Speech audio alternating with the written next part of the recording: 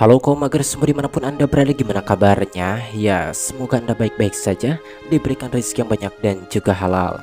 Kembali lagi bersama saya Boy di Nemployin The Kecruot. Kali ini saya akan membahas sebuah alur cerita film petualangan yang seru dan sangat menegangkan sekali, di mana film ini menceritakan tentang 3 orang saudara kakak beradik yang miskin berpetualang ke pulau berbahaya untuk mencari kotak emas. Oke, tanpa berlama-lama kita langsung saja masuk ke alur ceritanya. Dan seperti biasa, cerot cerot cerot.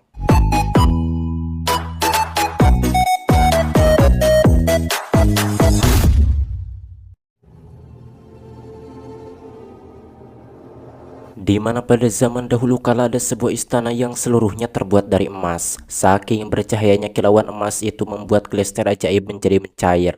Konon katanya tetesan air glester itu memiliki kekuatan untuk menyembuhkan berbagai macam penyakit. Sudah banyak petualang yang datang untuk mendapatkan air ajaib itu, namun tidak ada satupun yang kembali dengan selamat.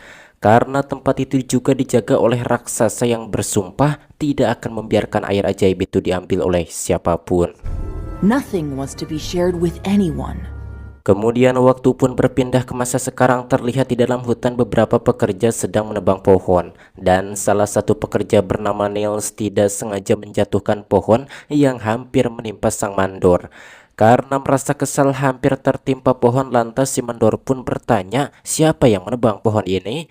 Disebabkan penebang pohon ini masih muda, salah satu pekerja bernama Espen yang tidak tega pun mengaku kalau dirinya lah yang menebang pohon itu. Mendengar hal tersebut, si mandor pun langsung memecat Espen saat itu juga. Tidak terima adiknya dipecat begitu saja, kedua kakaknya yang bernama Per dan Pal pun ikut membela Espen, akan tetapi yang ada si mandor malah memecat mereka berdua juga. Ayah mereka bernama Harry yang mengetahui hal ini tidak habis pikir sama ketiga anaknya yang dipecat bersamaan. Tidak lama kemudian datang kereta kuda yang membawa utusan dari kerajaan. Kedatangannya bertujuan untuk mengabari kalau mereka bertiga diundang ke pesta ulang tahun oleh anak raja yang bernama Christian.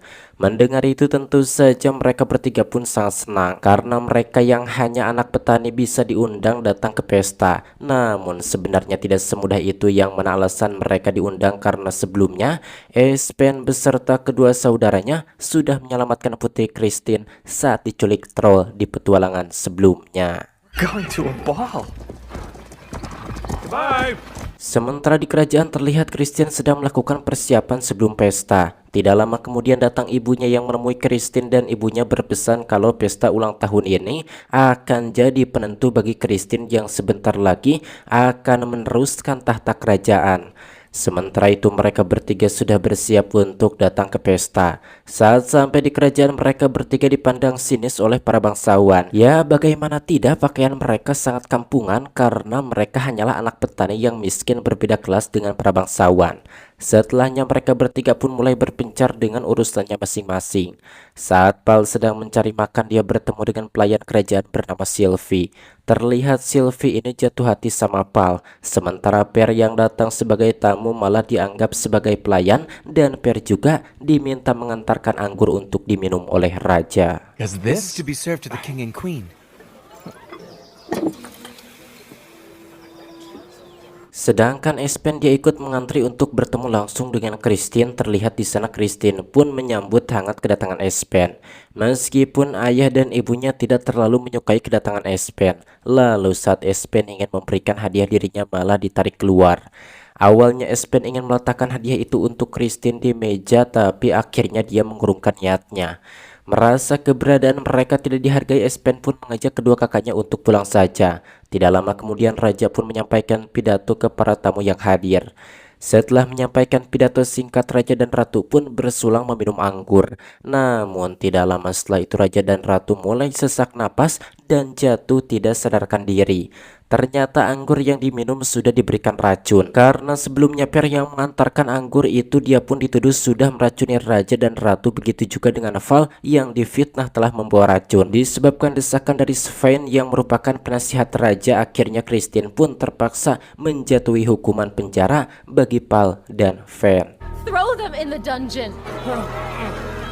Setelahnya Christine pun bersedih karena ayah dan ibunya belum juga sadarkan diri. Tidak lama kemudian Espen datang menemui Christine untuk berbicara. Di sini tabib kerajaan mengatakan kalau ratu dan raja kemungkinan tidak bisa disembuhkan.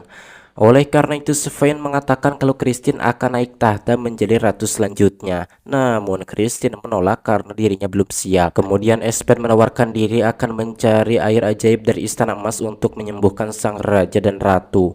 Mendengar itu, tabib kerajaan menyangkal karena cerita tentang air ajaib tersebut hanyalah dongeng belaka. Namun Espen dengan percaya diri memberitahukan kalau dia tahu lokasi istana emas itu. Kemudian Sven menasihati kalau Christine harus segera mengambil keputusan secepatnya karena di situasi ini kerajaan Denmark ingin mengambil alih kekuasaan Norwegia. Tidak ada pilihan lain, akhirnya Christine pun akan pergi bersama Espen menemukan istana emas demi menyelamatkan kedua orang tuanya. Dengan kawalan beberapa pasukan kerajaan, mereka pun memulai perjalanan untuk menemukan istana emas itu. Saat memasuki kawasan hutan, Espen berkata kalau dia mengenal seseorang yang mengetahui lokasi pasti dari istana emas itu, dan Christie pun pergi mengikuti Espen. Di sisi lain, kita melihat pelayan kerajaan yang sebelumnya memberikan racun ke dalam anggur. Ternyata pelayan ini dibayar oleh utusan kerajaan Denmark bernama Kapten Olmen. Setelah menerima bayaran, Kapten Olmen pun meminta pelayan ini untuk minum sebentar. Namun tanpa disadari minuman itu sudah diberikan racun yang seketika membuat pelayan itu mati keracunan. Setelahnya Kapten Olmen dan anak buahnya pun berencana akan menghentikan upaya Christine menemukan istana emas itu. If the palace really does exist. Di sisi lain, Espen bertanya pada seekor tupai di mana lokasi rumah nenek sihir bernama Malen. Kemudian Espen dan Christine pun mengikuti tupai tersebut. Setelah berulang kali berputar-putar di tempat yang sama, akhirnya mereka menemukan rumahnya nenek Malen. Kemudian Espen pun bertanya pada si nenek di mana lokasi istana emas berada. Mendengar itu, si nenek berkata bahwa hanya akan ada satu orang saja yang bisa kembali, dan juga untuk sampai ke sana mereka harus melewati air terjun yang dijaga oleh Fosagrimen. Disebabkan mereka berdua kekeh ingin pergi ke sana, si nenek sihir baik itu pun meminta mereka berdua untuk menunggu sebentar karena dia akan memberikan sepatu bot ajaib. Lalu saat itu Espen yang merasa penasaran langsung membuka salah satu peti dan ternyata isinya angin kencang. Tak lama kemudian si nenek pun kembali dan memberikan sepatu ajaib itu kepada Espen, membuat Espen dan Christine sangat berterima kasih lalu pergi dari sana. Namun saat Espen mencoba sepatu ajaib itu, dia sangat kesulitan mengendalikannya.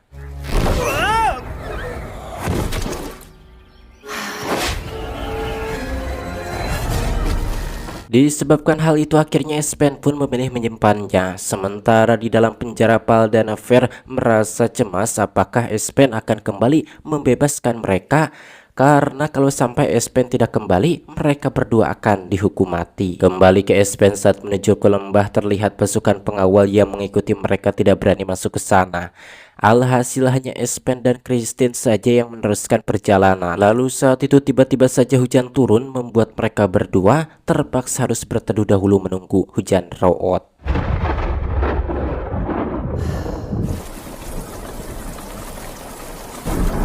At least we've got a plan. Di sisi lain, Pal dan Per yang dipenjara didatangi oleh seorang petugas yang membawa seseorang.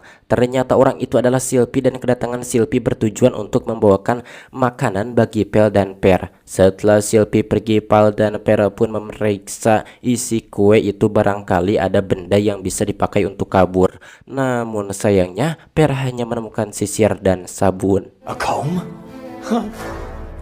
Soap? Sementara di dalam lembah, Espen yang tertidur merasa terganggu dengan suara dengkurnya Christine, lantas dirinya pun menyumbat telinganya.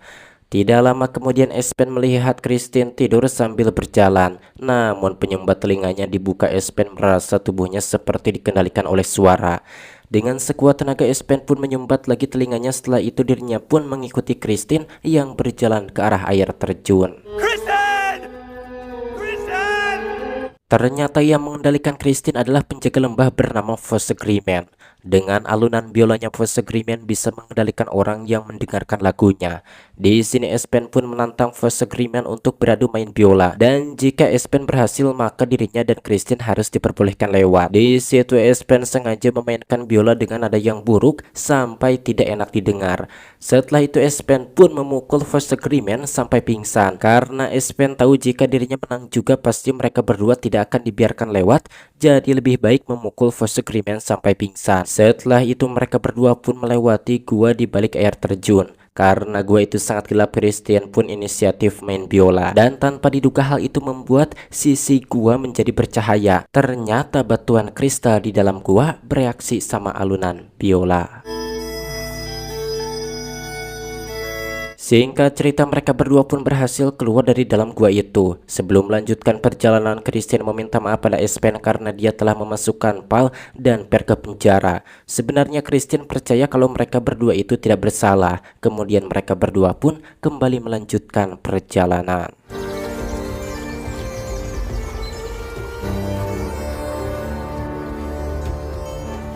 Hey, look what I found. Sesampainya di suatu tempat, mereka pun mendatangi sebuah kabin untuk menanyakan lokasi istana emas itu sesuai petunjuk dari nenek Malen. Tapi pria itu malah menyuruh mereka untuk bertanya pada orang yang paling tua di kabin tersebut. Bapak tua ini mengatakan bahwa umurnya sudah 190 tahun dan itu semua berkat meminum air yang ada di istana emas tersebut. Lalu pria itu memberitahu kalau dia menuliskan lokasi istana emas tersebut di dalam buku jurnalnya. Tentu saja mereka berdua pun sangat senang karena ada harapan untuk bisa menemukan lokasi istana emas tersebut. Namun kebahagiaan mereka seketika lenyap karena Kapten Oldman dan anak buahnya berhasil menemukan mereka lalu mengambil buku jurnal itu. Kemudian mereka berdua pun ditangkap dan dibawa ke kemahnya. Esbil, a little taste? No? Di sini Christine menyadari kalau Kapten Oldman ini adalah dalang dari pemberi racun ke ayah ibunya. Mendengar itu, Kapten Oldman pun tidak membantah dan mengatakan bahwa ada satu orang di kerajaan yang juga berkhianat, yaitu Sven, karena Sven bersekongkol dengan kerajaan Denmark. Jadi Sven membuat skenario seakan-akan Paul dan Perlah yang meracuni raja dan ratu. Saat mereka lengah, Christine secara diam-diam mengambil pisau di meja makan. Setelah itu Kapten Oldman meminta anak buahnya untuk membawa mereka berdua keluar dan mengikat di pohon. Namun saat akan diikat di pohon, Christine diam-diam melepaskan tali yang mengikat tangannya dan juga tangan Espen. Lalu mereka berdua pun diam-diam mengambil tas dan juga biolanya. Tapi sialnya saat akan kabur, mereka berdua dikepung oleh anak buahnya Kapten Oldman. Lalu dengan cepat Christine pun memainkan biolanya, membuat mereka semua jadi tidak sadar dan menari dengan sendirinya. Tidak ingin membuang kesempatan tersebut, mereka berdua pun langsung kabur naik kuda.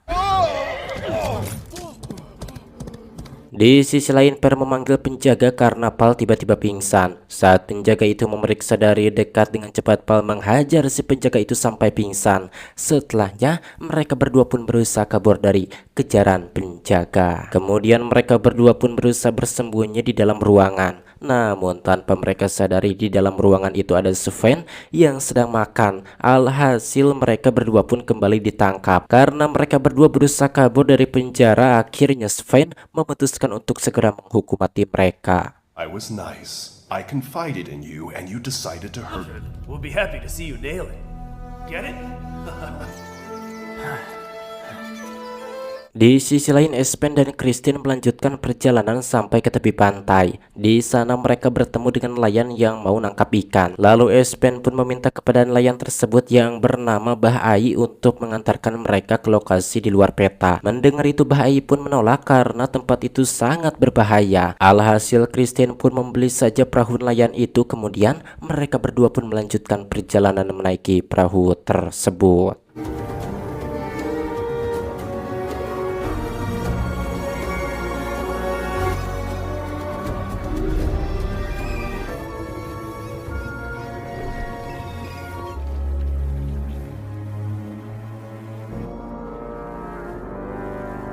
Pulau demi pulau mereka lewati selama perjalanan, akhirnya mereka melihat lautan yang tertutup oleh awan. Saat mereka melewati lautan itu, mereka pun terbawa suasana dan berniat silih sogot. Namun tiba-tiba mereka dikejutkan oleh perahunya yang menabrak sesuatu. Ternyata itu adalah bangkai kapal yang dulu karam di lautan tersebut. Tidak lama kemudian mereka diserang oleh monster laut penunggu tempat itu. Tak lama setelah itu mereka kembali dikejutkan dengan monster yang lebih besar yang menenggelamkan perahu mereka.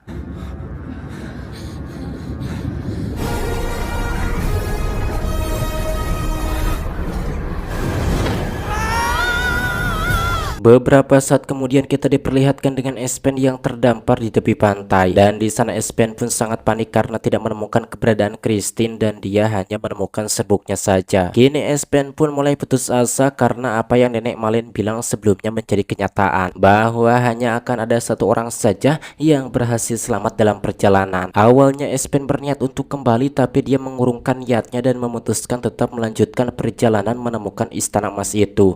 Setelah bersusah payah mendaki, akhirnya Espen pun berhasil menemukan lokasi istana emasnya.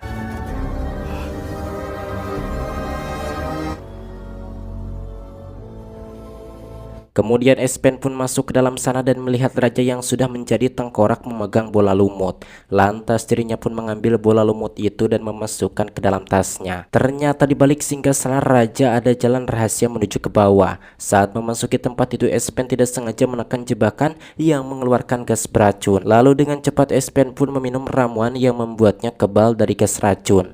Setelahnya Espen pun membuka pintu yang mengarah ke tempat air ajaib itu berada. Dan di sini Espen pun hampir tidak percaya kalau dongeng yang dia kira hanya khayalan ternyata adalah kenyataan. Selain air ajaib, di tempat itu juga terdapat banyak sekali harta karun. Namun tidak lama kemudian Espen dikejutkan dengan kedatangan Kapten Owlman dan anak buahnya yang ternyata berhasil menyusul karena buku jurnal tersebut. Tidak hanya itu, mereka juga membawa Christine. Ternyata Christine juga berhasil selamat, membuat Espen sangat merasa senang. Lalu mereka pun saling berebutan untuk mendapatkan air ajaib itu. Sementara anak buah Kapten Owlman yang lain, mereka lebih memilih memasukkan emas itu sebanyak mungkin ke dalam tasnya. Dan Kapten Owlman yang meminum air itu, seketika wajahnya menjadi kinclong dan dirinya menjadi kuat.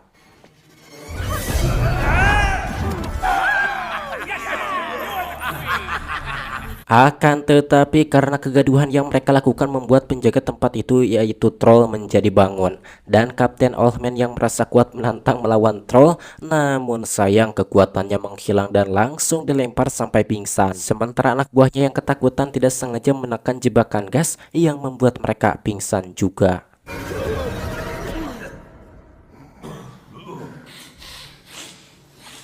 Sekarang hanya tersisa Espen dan Christine saja. Terlihat di sana si troll berusaha melindungi air ajaib itu. Kemudian mereka berdua pun meminta secara baik-baik, akan tetapi troll itu tidak mau memberikannya. Lalu Espen pun memberikan bola lumut yang ternyata adalah mata troll itu. Karena Espen telah membuat mereka bisa melihat lagi, troll pun mempersilahkan mereka untuk mengambil air ajaib itu. Kemudian menyuruhnya segera pergi dari sana.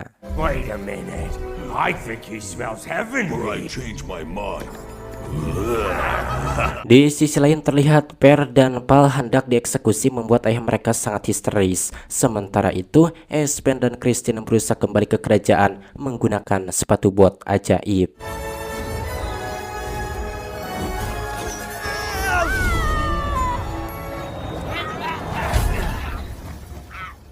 Dengan sepatu itu mereka pun bisa kembali ke kerajaan dengan cepat sebelum Per dan Pal dieksekusi. Namun di situ Espen yang berniat ingin membongkar kebusukan Sven, dirinya malah akan dihukum mati juga. Tapi untung saja sebelum mereka bertiga dieksekusi, ayah dan ibunya Christine yang sudah diberi air ajaib itu datang menghentikannya. Kini raja yang sudah mengetahui kebusukan Sven langsung meninju Sven hingga ngacleng, kemudian memasukkannya ke dalam penjara.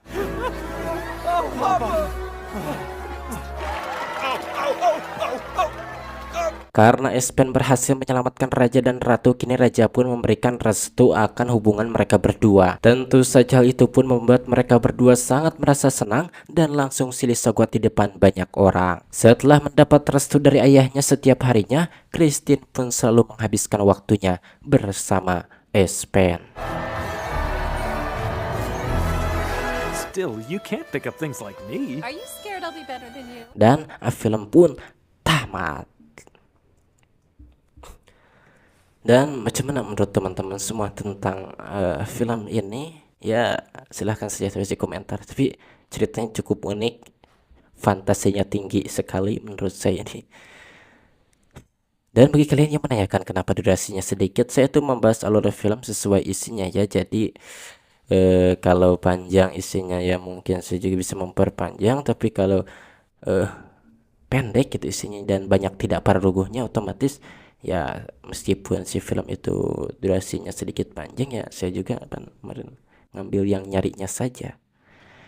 Jadi kalau masalah durasi itu tergantung sesuai isi filmnya gitu ya, juga kan tidak bisa mengada-ngada yang pendek dipanjang-panjang, yang panjang dipendek-pendek, tidak kan. Oke, segitu saja. Terima kasih masukannya yang sudah berkomentar kemarin itu. Oke, akhirnya saja saya Boy pamit dari ruang Anda. Sampai berjumpa kembali di video selanjutnya.